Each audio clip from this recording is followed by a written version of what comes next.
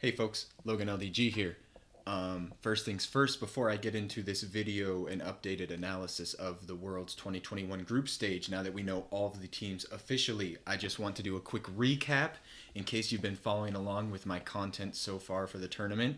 Kind of look at where I've been right and where I've been wrong so far. If you looked at my previous video where I talked about play-ins a little bit, you may see that I had Cloud9 ranked quite highly. This was when they were still undefeated in their group, and then the day after I made that video, they lost 2 games, including the tiebreaker to a Detonation Focus Me, and they don't look so good anymore.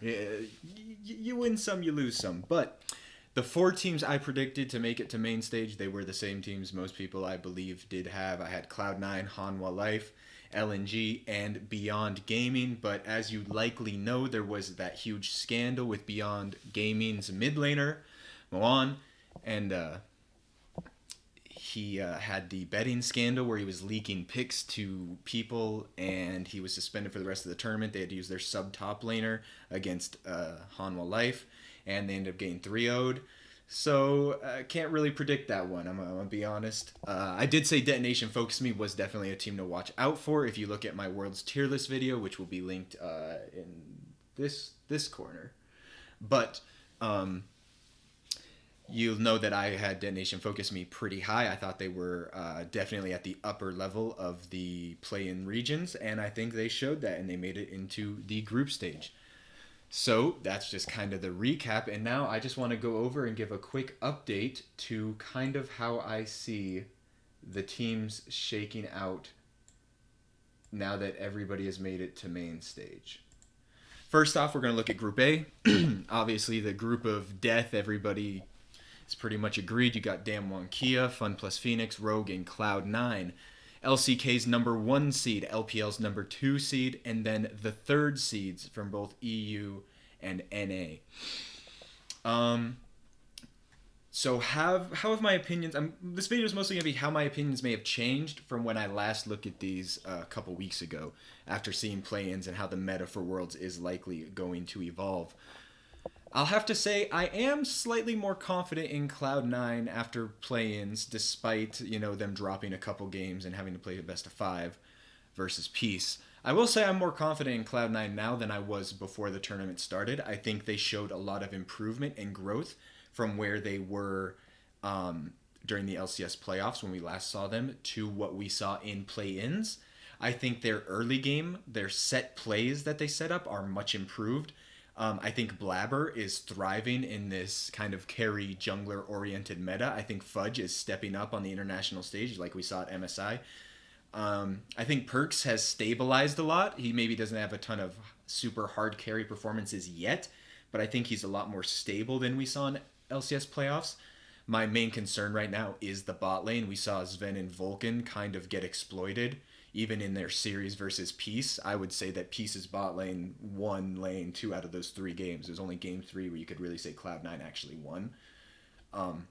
So that's my worry for them still. I think Vulcan particularly has had a very rough tournament so far, which is unexpected for sure. He's one of the most consistent NA supports, and I'm really hoping that we see him kind of bounce back and find his form again here in the main stage group.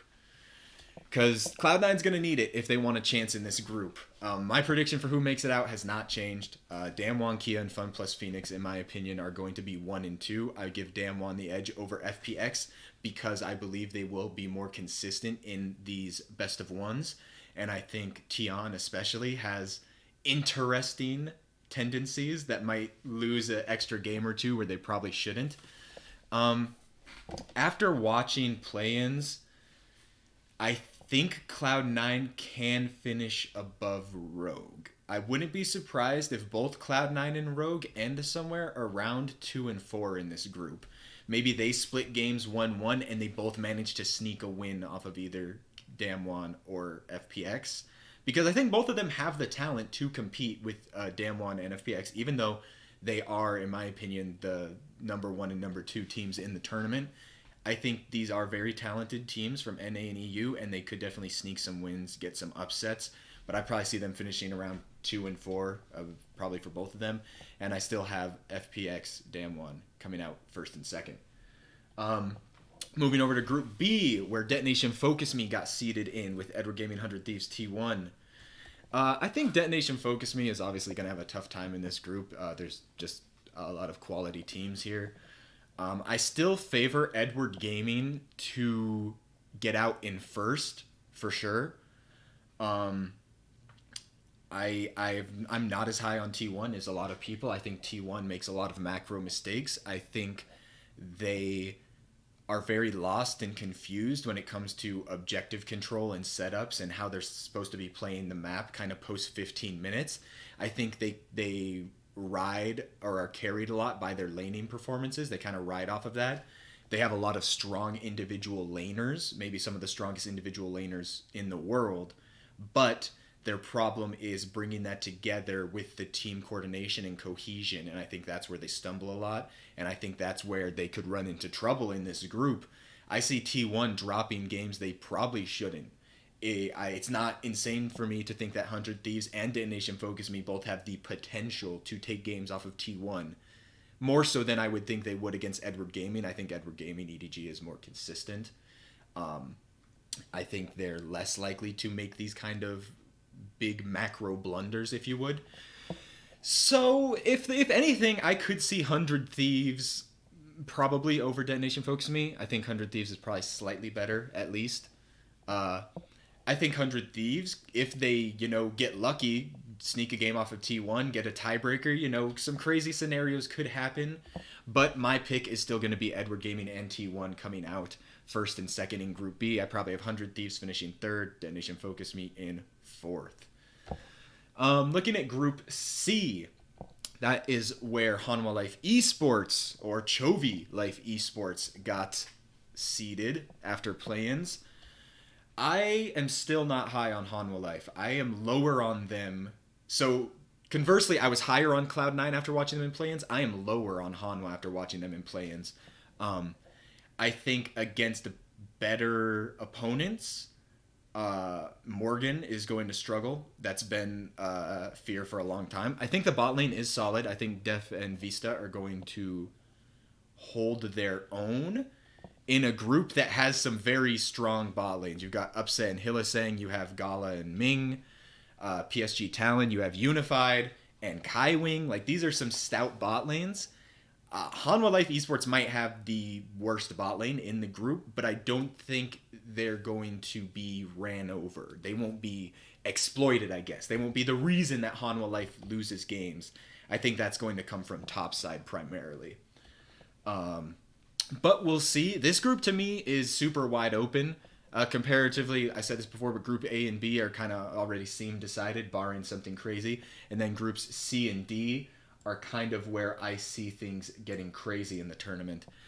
If I'm looking at Group C, it's hard for me to put anybody other than RNG in number one. I think they're a super stout team, and if they adapt to the meta well and it suits them, they could instantly jump right up into that high tier contenders tier, right along FPX and Damwon, in my opinion. So I think I'll have RNG in first in that group pretty much no matter what, but the fight for second, in my opinion, is almost anyone's game. In this way, it's a group of life, where I think PSG Talon, Fnatic, Chovy Life Esports, any of them could make a push to get that second seed. I think it's going to depend on how the meta suits these teams and kind of how they find their styles interacting with the strong picks right now. For example, I'm not personally sure how River or Bwipo may look on these carry junglers that have kind of become prevalent, like, say, Kiana, Talon even. We even saw a Zed, I think, being played in jungle and play-ins at least. But, you're kind of seeing these more proactive carry style threats in the jungle, and I'm not sure how they're going to adapt to it. They might do really well. They might not. I'm just uncertain, waiting to see the games. But if I had to put money on it, on who I think is going to get that second spot, I think it's between PSG Talon and Fnatic. I think I have Hanwha Life finishing last in the group. And if I had to, I would give a slight edge to PSG Talon. I would probably give it to them like 52-48. I think Fnatic is right there. I'm a huge fan of Nisqy and Upset Hills. I love their team. I'm worried about Adam and how he will perform as a rookie on the world stage. That's always a concern. You don't know how rookies are going to show up, if there's nerves and so forth. For an example, look at Broken Blade last year on TSM. Didn't perform up to what you would expect from him. Like, you know, he's better than what he shows at Worlds. That's my concern with Adam, if he has a similar trajectory. But that remains to be seen. He could adapt really well, and I think he is going to be the one that decides how far Fnatic goes at this tournament. If Adam shows up and adapts to the meta and he plays these carry tops and he's bashing heads in lane, then Fnatic has the potential to go fairly far, in my opinion. I've said, like, if the meta suits them, they get lucky. I could see them winning a best of 5. I could, depending on the matchup, who they get drawn against, I could see them winning a best of 5. But you know, we'll see. So I guess I kind of, right now my prediction is RNG, PSG, Fnatic, Chovy Life Esports for Group C. Then finally, looking at Group D, we have the Mad Lions, Genji, Team Liquid, and LNG. EU's first seed, Korea's, I believe Genji is the second seed. They qualified off of points. Team Liquid is North America's second seed, and LNG is China's fourth seed.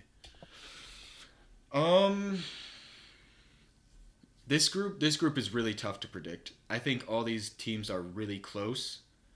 Really close. For me, I have Mad Lions in first. I'm very high on Mad Lions. I think Mad Lions is a dark horse to win the whole tournament.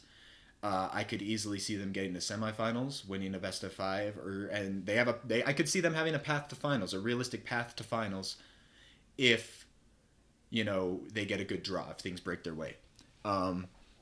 Definitely a team that I'm excited to see play against Team Liquid on day 1 here on Monday coming up. I believe October 11th, first day of group stage.